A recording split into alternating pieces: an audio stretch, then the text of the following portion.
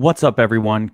Kevin Allen here from DFS Army, and today we're going to look at how to crush MLB DFS on FanDuel and Draftkings using the Domination Station Optimizer.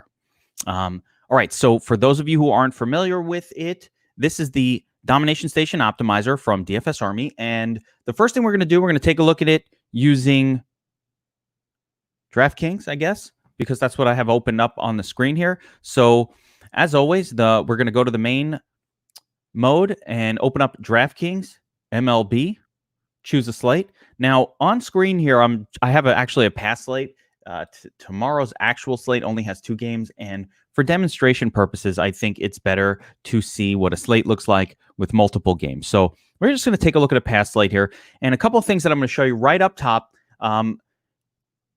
Little check mark here within each game called lineup confirmed. What this means is we get a signal from our data provider once these teams actually confirm the starting lineups. We never actually know starting lineups from teams until about an hour or two before the game start. So we get a little confirmation to feel confident that the players that are projected to play that day are actually playing. It's extremely critical, no matter when you use the optimizer, that you come back about an hour before game time and make sure that the players you were using are actually playing that day. So reserving lineups is really important. The other thing that you could see up here is the team, their opponent, game totals. All of these are zeroed out right now with implied run totals for each team. Again, those are zeroed out because that is a past contest. But if you look at the current Domination Station, you'll see implied run totals. These are actual implied run totals, not the Vegas sort of plus or minus 1.5 thing that they do. So these are the actual implied run totals for each team and the implied game totals. So you could see right off the bat which game the odds makers think will be a higher scoring game. So you always have that available to you. But of course, for the purpose of this demo, we don't have that going on here. Next up, you see the basic functionality of the Domination Station Optimizer, salary range, fantasy points range, salary cap, how many lineups we're going to produce. For the purpose of this demo, let's set that to, I don't know, let's call it 40 lineups. I don't want it to take too long between each run, but we'll call it 30 lineups. I don't want to take it too long between each run. And at the same time, I want to get a diverse mix of lineups so that we could fully appreciate what's going on here. Couple other functions here, optimal mode or tournament mode. Tournament mode is what I always use. If you're going to use max exposure limits, that's what we want to do. I won't get too deep into, actually I will. I'm really going to have to explain this. So fantasy points. So we have a choice of which type of projections we want to use. The standard is fantasy points, which is a standard projection that you'd get mean production from the player. We also have a couple of additional ways to optimize. One is by grade. We create a proprietary grade for each MLB player, which you can see here. Again, for the purpose of this demo, because this is an older slate, you won't see that there, but we do have that on the current slate. Each player gets a grade and then a hybrid score. So actually, I'll use this in the currently live version. The grade and the hybrid score are a combination. So the hybrid score is a combination of grade and projection, where we essentially weigh both factors in and come up with a final projection, which we call the hybrid score. The main reason we do this in MLB is because the optimizer and all optimizers will always want to favor the highest projected pitchers, because pitchers just project really, really high numbers of points compared to hitters. And that's just how the pitching system works. So using this allows us to get away from just having the optimizer squeeze in the 2 most expensive pitchers that it can afford on every slate. Hybrid score, again, the grade is something you'll see on the DFS Army research station. Every player is graded by matchup, and there's a bunch of proprietary factors that go into this. We've tested it. It's very strong. And the hybrid score is essentially a combination of the grade and the projection. It kind of levels it out. It's a really cool way of approaching it, and you could see some serious differences. Like for a shortstop here, instead of getting an 8-point projection, he's got a 55. So in essence, it's going to emphasize really good hitters above the elite pitchers on each slate, and we think that's a good way to approach tournaments. But most people will just keep it to fantasy points and use the grades or hybrid scores as a guide, more of a visual guide to say, okay, these players, these pitchers are in good spots, or these hitters are in good spots. So it also works as a visual guide. You'll see that type of thing pop up quite a bit. It's a great tool to use. All right, jumping back over to the version we're going to use for the demonstration. We're going to use fantasy points for the purpose of this one. Now, you could set the number of uniques. The number of uniques is how many unique players you use in every lineup. A lot of people don't fully understand what this means. Uniques are how different one lineup generated is from the next. In a sport like MLB, which is highly volatile, I don't want all of my lineups looking exactly the same. As a matter of fact, I want them quite different. So I use a pretty high number of uniques in MLB. I think it's a very volatile sport, and I want diversification, both of lineups and players, and also of team stacks, which we'll get into a minute. So especially on a slate this size, 4 uniques is great. That means no lineup will have 4 uniques in common. So a standard lineup is, 9 players. Each one will at least have 4 different players from the one before it. Finally, browser or server mode.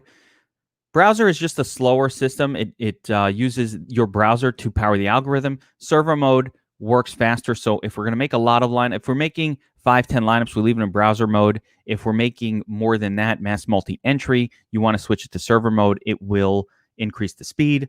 Okay, so we already did 4 unique players. Another way of getting sort of more diverse lineups is to use the randomization percentage tool. What this will do is apply a min-max of this percent to a player's projection, and I'll use an average projection of, let's say, 10 points. If you have randomization set at 10, and for each lineup generated, that player's projection will fall somewhere between 9 and 11, a plus or minus 10% exposure. I usually use this, but I like to use it very low, like around 4 to 5%. And mainly I do that because if 2 players are projected, one at 10.38 points and the other one at 10.65 points, that's really the same thing. But if they're the same price, it will always default to the player with even just a couple of percentage points higher projection. I don't like that. I don't really think that matters. So I want it to mix it up with those situations and give me a little bit more diverse array of lineups. Okay. Let's see if we got any other important notes up here. There's a checkbox here to allow opposing pitchers. This is done if you want to allow hitters to go up against the pitcher that you're using in the lineup. There are situations where that's very viable, smaller slates. It's not something I would ever do on a slate this size, but it's not the worst thing to do on a really 2 or 3 game slate. That certainly can get you some unique lineups, and you don't mind a couple of players going up against their pitcher, although it's not something I want to go crazy with. Prioritize completing lineups above match exposure settings. This is just going to help you get the lineups done if you're making, most people like to do crazy max exposure limits, and they don't understand why isn't it working. I left Mike Trout available for 100%. Why isn't he being used, et cetera, et cetera. So this will just make sure your lineups get done above and beyond your max exposure limits. All right, now let's get into the meat and potatoes, the good stuff. MLB strategy. How do you win a tournament? What does a tournament winning lineup look like in MLB? We know this because we've gone back and studied tournament winning lineups over multiple years. And what we know is in MLB, the way to win a tournament is to stack offenses, because the offenses are highly correlated with one another. So when a team is scoring 10 runs or 12 runs, what ends up happening is lots of the players who are batters get involved. Somebody hits a single, next person hits a home run, drives in the guy on first base. The guy gets a run scored. He got the single. The other guy gets a home run scored. Everything is correlated. The other bonus is when a team is scoring a lot of runs, their hitters are getting extra at-bats.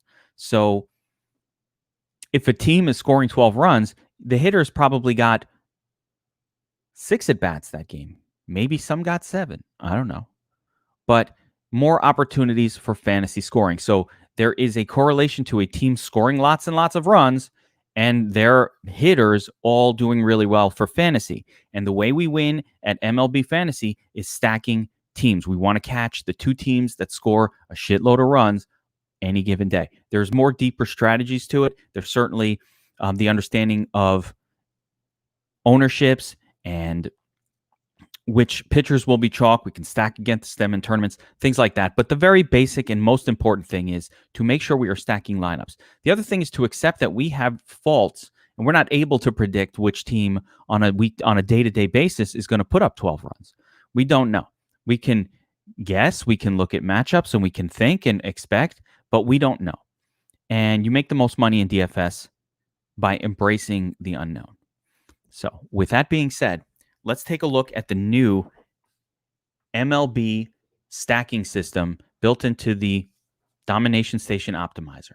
Now, the first thing we're going to do is click this button here, Enable MLB Team Stacking. This is the system we want to use. So we're going to enable our stacks, and here you're going to see the stacking box. The first button you can select is randomly select teams. This is really cool. So as you leave it, as it sits right now, if I just click the button, nothing will happen. I have no percentages selected for my various stack types. Actually, let's see. Let's give it a run just without anything selected. I just want to actually see what happens. You don't have anything selected for the various stack types, though. So my expectation is this will just run unstacked lineups. Let me just hit abort here. I don't want to waste too much time looking at that. There are a lot of teams available. And yeah, there we go. What we're seeing here are unstacked lineups. It's just, hey, who's the best players on a projection basis. So you also note that the total projection here, 117.6, should be the highest projection that we see. Let's see if that holds true. Let's remember that number, 117.6. So that is fully projection driven. Now, we don't want to play all the teams, but the first thing is to choose the stack combination that we want to use. So we're on Draftkings. On Draftkings, you're allowed to do as much as a 5-3 stack, meaning 5 players from one team, 3 from another team. There are other options. There are 3-3 stacks, 5-3, 5-2, which basically means you're going to leave one player floating, best projection. So 5 from one team, 2 from the other, 4-2. You have every type of stack that you could possibly ask for. And this is where you, the user, have control. I like to do 5-3 stacks, but 5-2 is great. 4-2. Here's you have 2 options, 4x and 5x, which basically means it will stack one team and YOLO it with the other. Sometimes that'll turn into a second stack, a 2-person. Other times it'll be a bunch of one-offs. So a lot of different options here. You have to set the percentage. So right now I'm going to set 5-3 at, let's call it 70%. And we'll do, I don't know, let's do 4-2 at 30%. So that's step 1. Step 2 is to decide which teams to allow in our stacks. And then we can make a decision if we want to control for exposures. So the first thing I'm going to do is uncheck a lot of these teams. If we have 1 million teams allowed, it's going to take forever to run this. So let's take a look up top here. Oh, of course, we don't have implied run totals. Normally what I do is I'd look at the game total, implied run totals, and pick some teams that I think are good. Or I'd look at the DFS Army tools, the cheat sheets, who the coaches are suggesting would make for good teams to stack, that kind of thing. We have all kinds of tools, articles about which teams to stack and why that day. But for the purpose of this demo, let's just enable a few teams here in each stack. I don't really see a great reason why you wouldn't have the same teams in both the larger and the smaller stack. We're not able to determine which of these teams we like are going to score a lot of runs on a given day. So you can do it how you want. This will be the larger stack. This will be the smaller stack. So, if it's a 4-3 or a 5-2, that's how that will work. This box correlates with the first number. This box correlates with the second number in your stack. Now, let's give it a run and see what happens.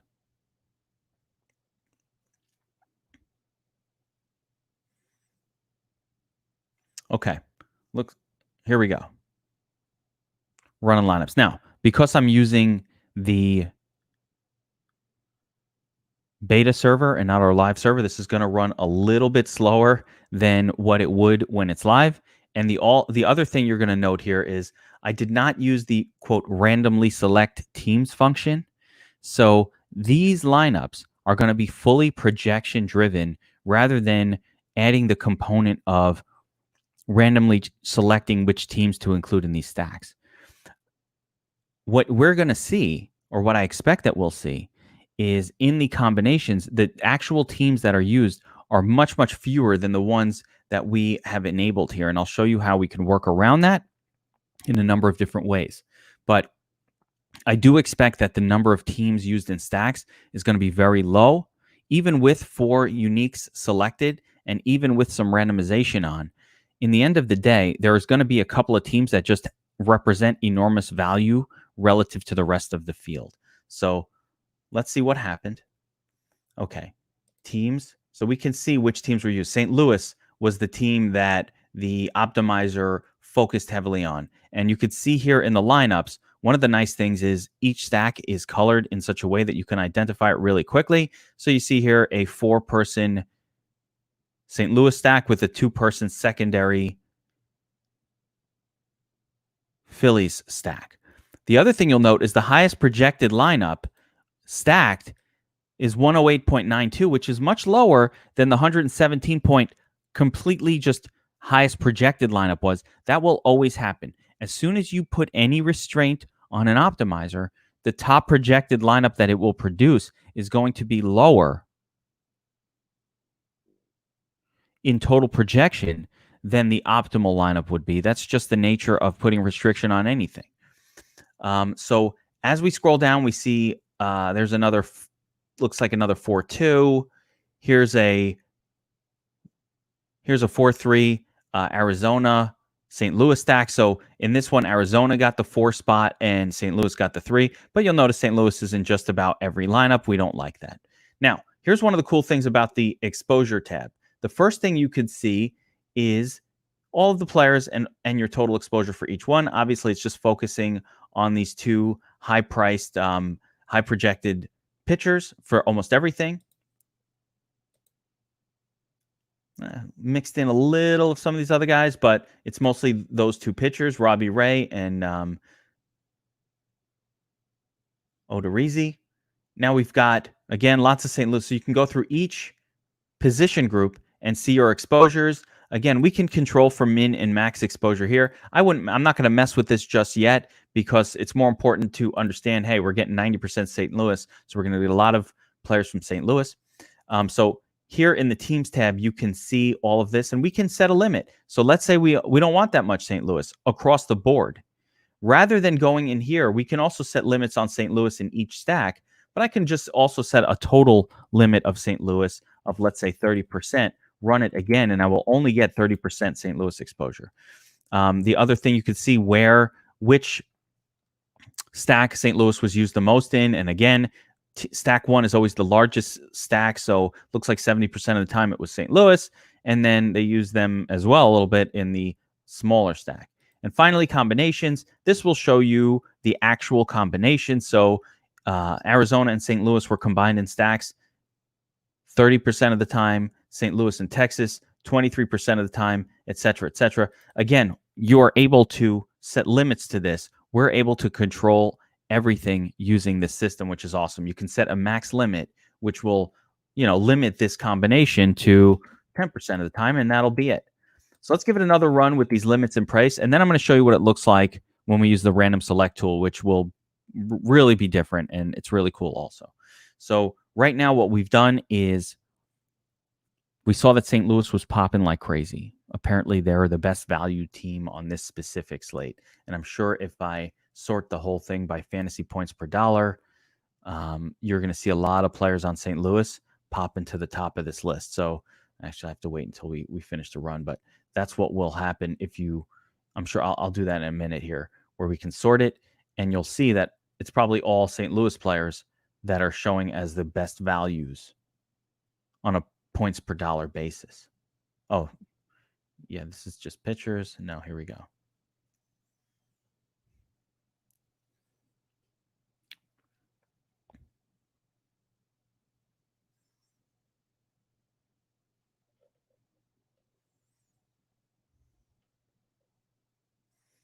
I should probably lower the number from 30 to 20 to make this happen faster. But here we go. All right, so let's take a look at the exposures. We just ran another 30 with a limit in place on St. Louis of 30%. And look at what happened. When we limited St. Louis to 30% total, these other teams that had already sort of been popping a little bit, Arizona was our second most popular initially, they start to pop more and more. Okay? Again, stacks and combinations. Now we're getting more combinations, which is cool as well. We're getting a better and more diverse array of lineups than we originally got. I'm probably getting a little too much of these, but that is what it is. Now I'm going to show you one extra new function that's really special here, and this is randomly select teams. So if we want the most diverse, if we can set the teams that we want in our stacks. Let's say we want a really great mix of these 5 teams mixed and matched up against one another. We can rerun it using randomly select teams. This will remove highest projected from the team selection component of the algorithm. It's just going to randomly select the team from this list for the 5-person stack or 4, and randomly select a team from this list for the smaller stack for every single lineup. And then once the 2 teams have been selected, it is going to choose the highest projected combination. But I'm going to show you what result this produces when you do it this way.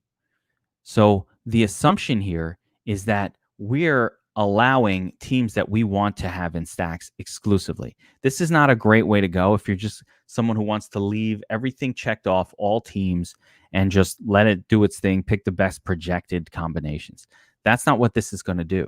What this is going to do is randomly pair up this is essentially saying you select the teams that you want and then allow the tool to just randomly pair them up, because our theory here and the tournament winning theory is as long as they're enabled, you as the user can control which teams are enabled for these stacks.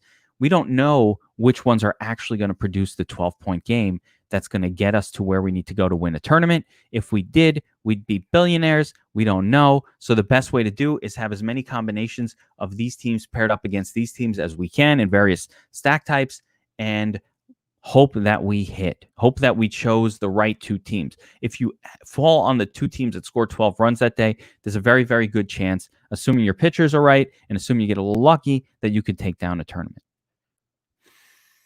So let's take a look at what I want to show you here is the teams, first of all. And again, we're getting a much more diverse array of teams than we got before. The stacks, and then the combinations. This is what's exciting. You get a much more diverse array of combinations, more teams paired up against different teams, and you can control for it, and you can also limit. So if we want a really diverse array, we're not getting enough of these guys, we start to set limits here. We can go 33%.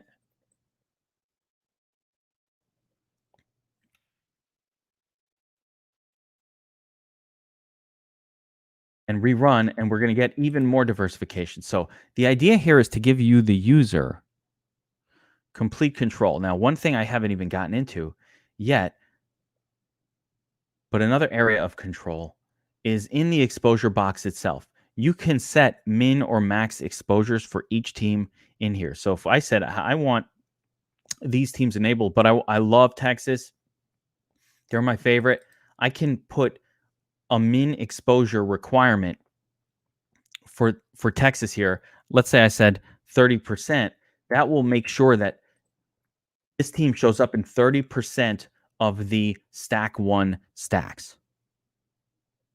Now let's take a look at still running.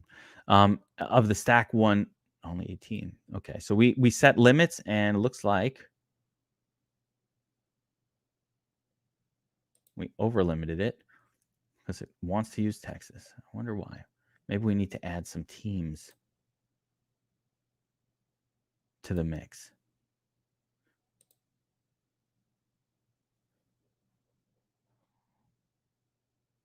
We'll give that another run.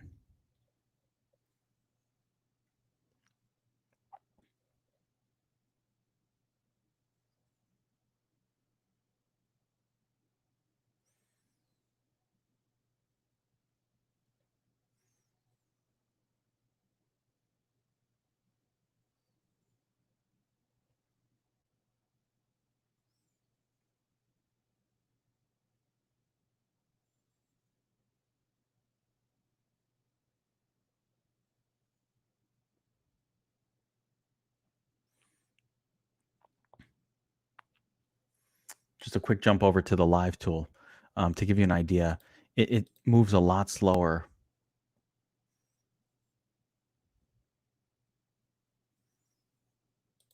on the beta server. So I just want to demonstrate, how quickly the lineups are being generated on the live domination station. This is the 2-game slate that's actually set for opening day. And you can see here, we knocked out a ton of lineups in a hurry.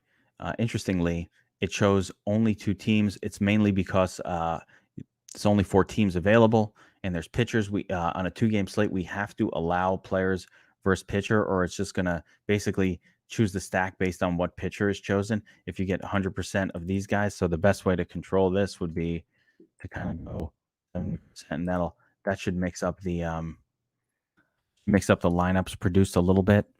You can only produce lineups against pitchers it's not choosing. And as you can see here, A, it runs super fast, and B, you get this slightly different array of selections.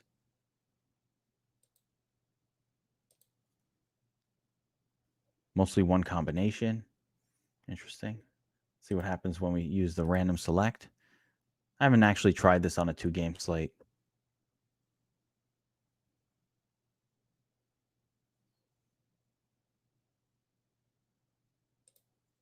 Yep. Look at that. Look at the difference. When I didn't have random select on, it just chose Dodgers and San Francisco. Apparently, they're the 2 best teams projected for tomorrow. But when you add the random selection, you get a perfect mix, beautiful combinations, lots of different combinations of teams, which is exactly what we want. This is how we want it to look. Exposures showing you what kind of stacks we actually got. 5-3. This one is, Dodgers Giants. Fine. Here we've got another Dodgers Giants. 5-3. This is allowing the pitcher does not count as part of your stack, so that's not part of the 5-player stack. Let's jump back over to our run here and see what we wound up with. And here you've got, again, a really nice, when I added some more teams in, you'll see now you've got that perfect structure of team exposures. Let's look at the combinations. Look at this. So our goal is always to get as many different combinations of teams that we think are stackable that day in lineups together with one another. The idea being, let's fall on the right 2 teams that are going to score enough runs where a correlated lineup filled with the hitters from those teams has the potential to win a tournament for us. And you might say, well, how come the optimal lineup is projected for more? Shouldn't we use that? It's projected for more. And this is a big mistake that a lot of people make. You don't want the highest projected lineup.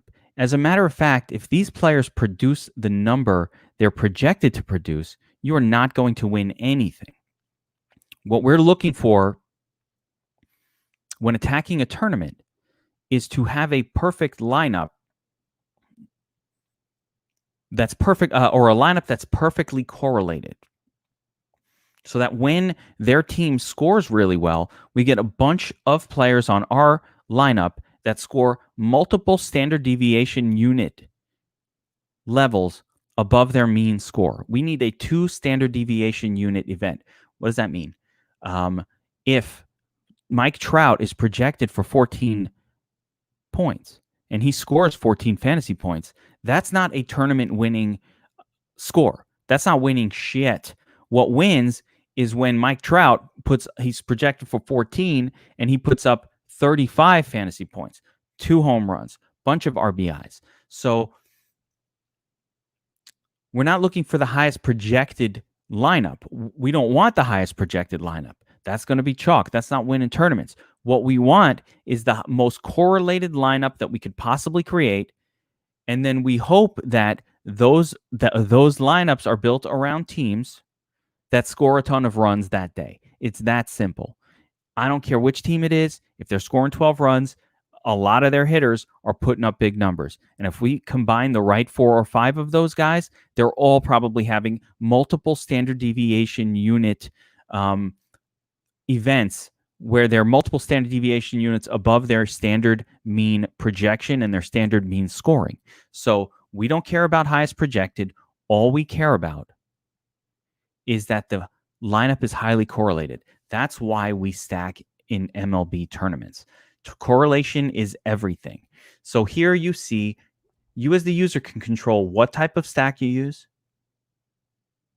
You can control if you want to randomly select teams or if you want to let the projections drive it. Everybody's got their own style. I know some people who like to not use randomly select, but they'll jack up the randomization percentage all the way up to 50% and just have that cause the diversification of your lineups. There's no wrong way. There's a lot of ways to do it.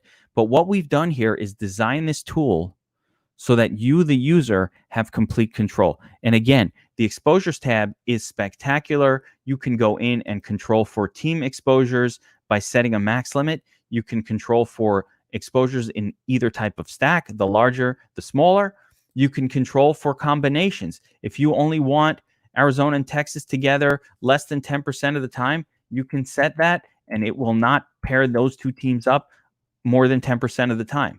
This is the ultimate in creating correlated lineups that mimic the look of tournament winning lineups on both FanDuel and DraftKings over the course of many, many years. If you're mass multi-entering or if you're entering tournaments at all and you're not using this technique or a technique like this and you're not stacking, you will not win money. You're just putting donkey lineups in there. We don't want you to be a donkey. So open your stack tab. Decide if you want to use randomly selected teams. Sometimes, again, that's a great thing. Other times you might not want to. That's up to you as a player. Then decide on the stacks you want to use. There's no right answer. It depends on the size. Talk to the coaches. Talk to the staff on a particular slate. You can ask these questions. What kind of stack you're using? But there is no science to this. Use a stack. Some people like 5-2, 5-3, 4-1. I think it depends on the slate size. You might change it based on smaller slates or larger slates. Up to you. The control is here. Uncheck all teams and select the teams that you want to allow to be used in your stacks. And if you have specific wants, like I want St. Louis in a certain percentage, you set the minimum percentage. That's the first box right there, minimum exposure. If you set more than 100% total of minimum exposure, you're not going to be able to run lineups. There's only 100% of lineups available for either stack. So if I just say, hey, I want 150% Texas, or if I say I want 75% Texas and 75% Arizona, that's not going to work. You can't do that. This number has to total less than or equal to 100 in total. If we try to run this, it's just going to stop after a minute because it's going to not be able to create any more lineups.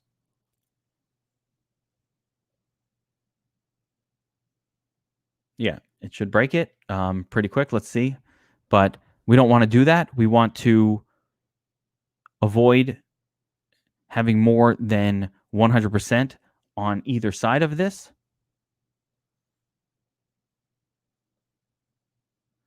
And then when you're done with your runs, you can use the exposures box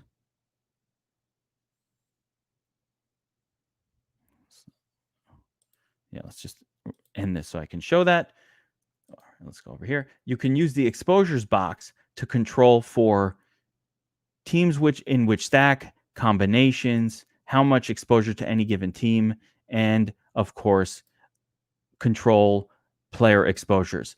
We're not here to allow the tool to run us. We run the tool. And again, the first thing I always do, I look at the pictures. I'm like, all right, that's too much of this guy.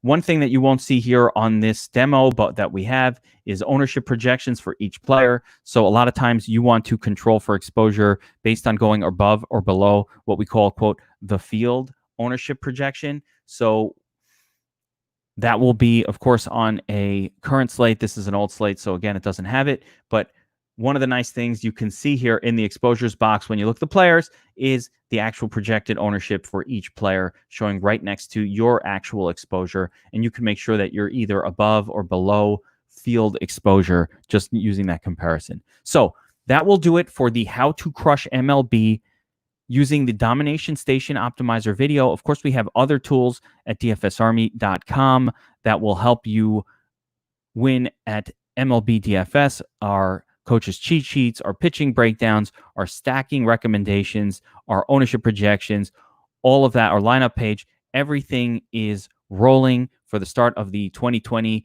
Rona delayed MLB season. Couldn't be more excited. Good luck, everyone. And of course, if you have any questions, hit us up in the comments section or in DFS Army Slack if you are a subscriber. If you're not a subscriber, get in there now and start winning.